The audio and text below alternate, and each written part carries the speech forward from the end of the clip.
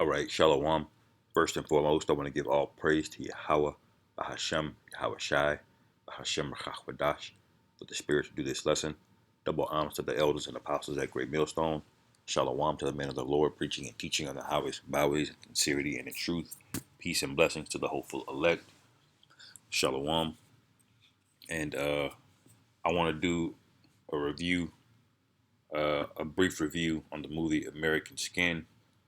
The brothers had mentioned it this weekend. And I had also saw that the movie was really good on other platforms. It happened to come across something that I was reading, and man, I watched it last night, and it was a really good movie, man. So I wanted to do a review, and I'll just title this that Esau. This movie makes Esau uncomfortable. All right. See, this is what Esau was worried about. There'll probably be a little bit of spoilers in this, so if y'all brothers don't want to hear the spoilers, then you know, go ahead and watch the movie first before you finish watching this.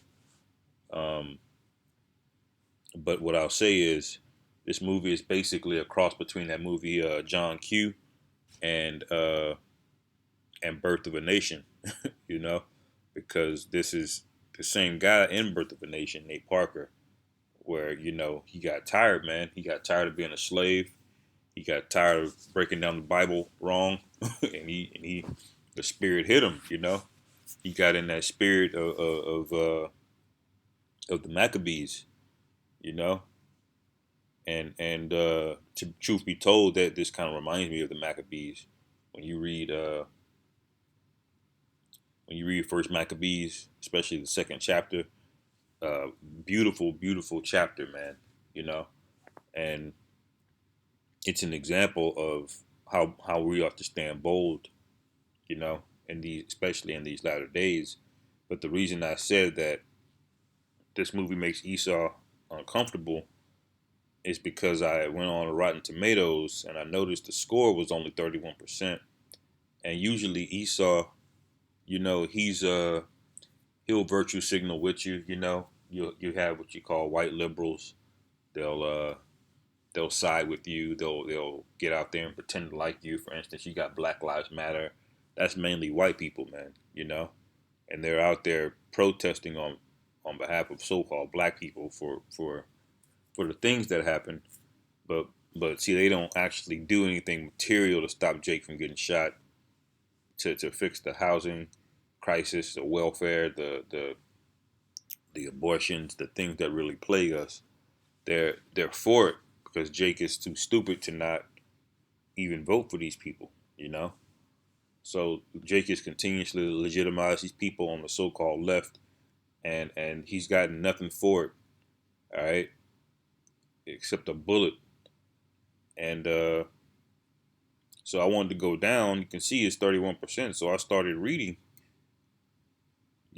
some of it, some of the comments, and I didn't realize this movie originally came out or was produced 2 years ago. And a lot of these Edomites who are leaving these negative comments, they probably have changed their tune ever since George Floyd, because that's how they are. They're weak, they're base men, I should say. I'll put it to you that way. And the majority of these are non-Israelites that are criticizing it. You got this guy that basically didn't criticize it, and I won't go through all of them, but I'll read a few. Like this one here, it says instead of lending immediacy, the padded out documentary conceit only spotlights its stiltedness, and Parker falls short of building credible drama out of urgent issues. All right. Now, when you watch that movie, man, there's no way you don't feel emotion in that movie, man. And that was the whole point of the movie. Now I'm not a movie critic. I love movies. I have my opinions. I can make good points on movies. I know enough to know if a movie is good, or I can still like a movie that I know is bad or was done bad. And these guys are reaching. Now, I'm not here to defend the movie ultimately, but I'm uh, breaking down the fact that this when Esau sees things like this, he gets nervous, man. When he sees things like Birth of a Nation, he gets nervous. That happened in real life when Nat Turner, man, they got nervous. You know, around 1831, he was killing women and babies. He wasn't just killing Edomite men. He was taking out everybody, and they were scared shitless. And this is when the start of the Civil War started to pick up heavily. You know, rhetoric of freeing the slaves because they knew it was becoming more and more of a challenge to keep Jake locked down in such massive numbers. You know, but let's read a couple more. It says, infuriatingly manipulative and insufferably preachy. American Skin examines the cultural issues tearing our nation apart and reduces them to cheap theatrics. And look at this demon. Because, see, they don't like to see things like this, you know? They don't want Jake to wake up and retaliate. And I'm not saying Jake should, you know? Ultimately, we're to wait on Yahweh Bashim and Yahweh Shai. But we should be in the spirit of anger, you know? As the scriptures say, I'll get it real quick. Ecclesiastes 7.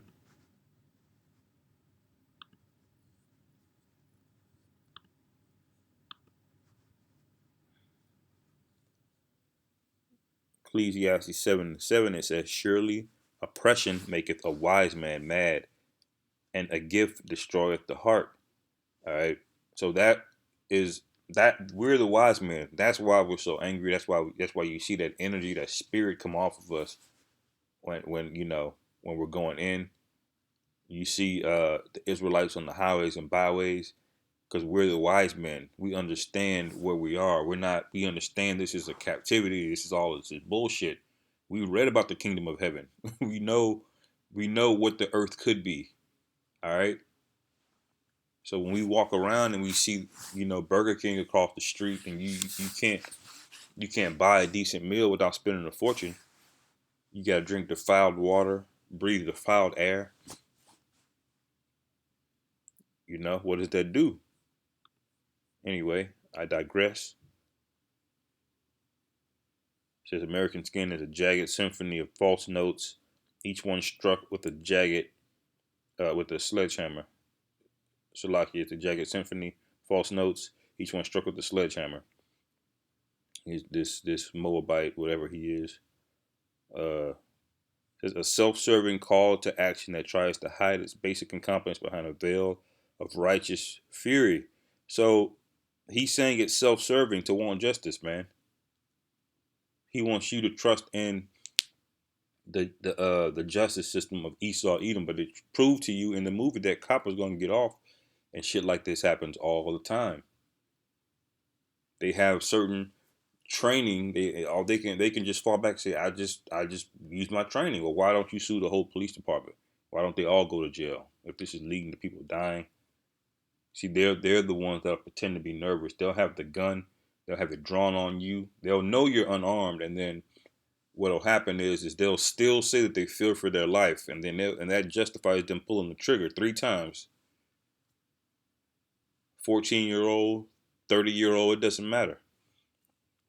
Because in the back of their mind, they know that they're in rulership and they're going to get away with it. They're going to get protected. And in the movie, the guy basically says, all right, I profiled him, you know? They tried to make it like, oh, we pulled him over because he was speeding. Oh, if he would have just had his insurance, this wouldn't have happened. See, they'll try to make up excuses about why, if this wouldn't have happened, then this would have never happened. Well, if you wouldn't have pulled the trigger, then none of this wouldn't have happened, you know? If you focused on crimes that mattered, this wouldn't have happened.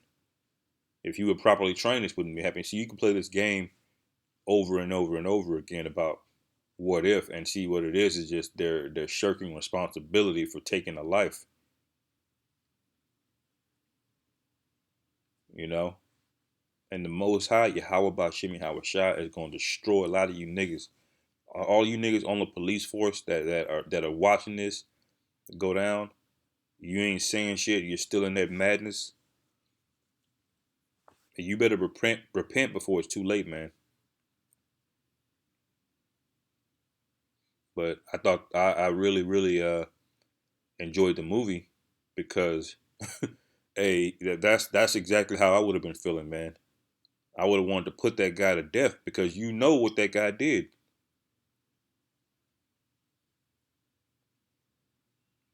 And Esau is the basis of men. He was afraid for his life, so he shot somebody else 3 times, knowing that he was unarmed, man. This is madness.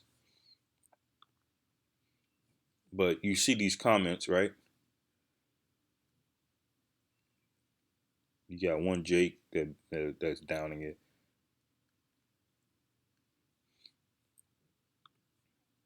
This is Job 16:10 says, "They have gaped upon me with their mouth.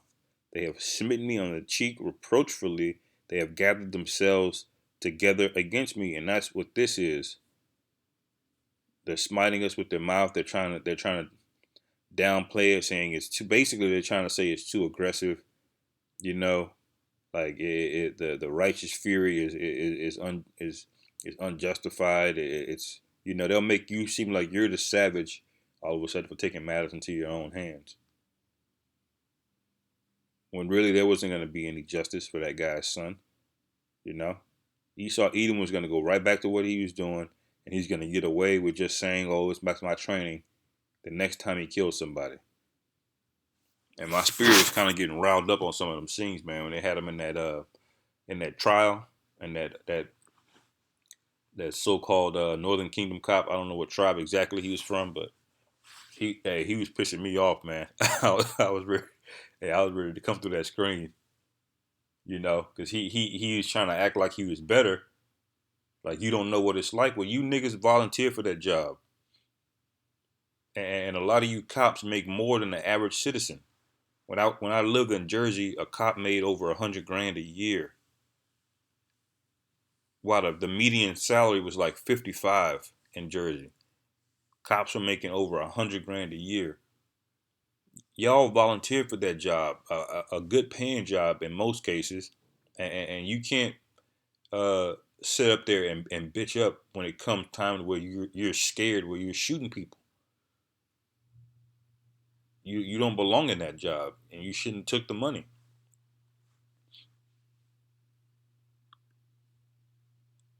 You know, the vast majority of cops don't do shit. That's the majority of their job is patrol. When they're responding to burglaries and things like that, that's different. When they know that there's imminent threat and imminent danger. But most of these cops that are pulling people over, man, they're just getting money. They're using intimidation, and therefore the laws surrounding them are laxed, and this is just another form of oppression, really.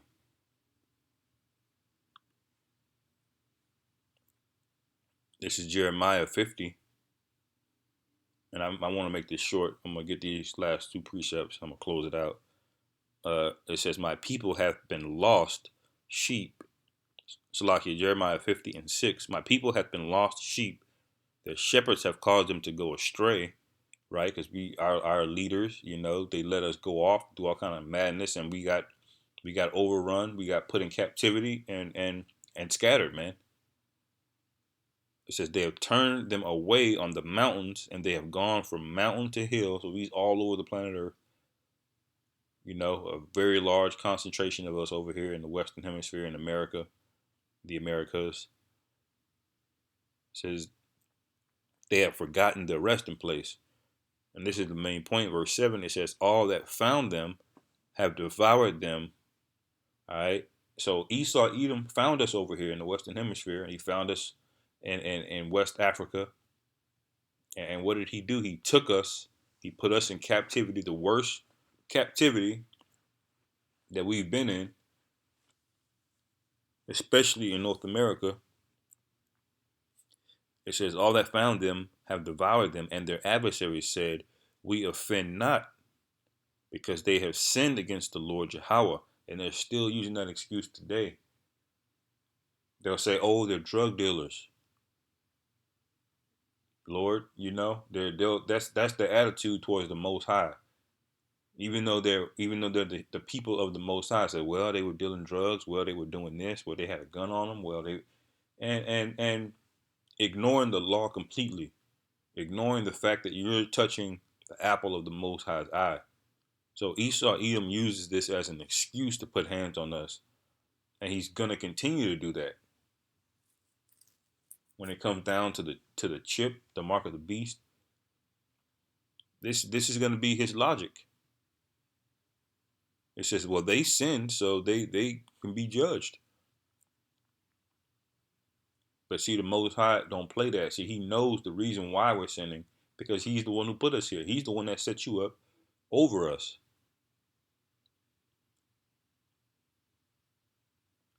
It says the habitation of justice, even the Lord Yahweh, the hope of their fathers. All right.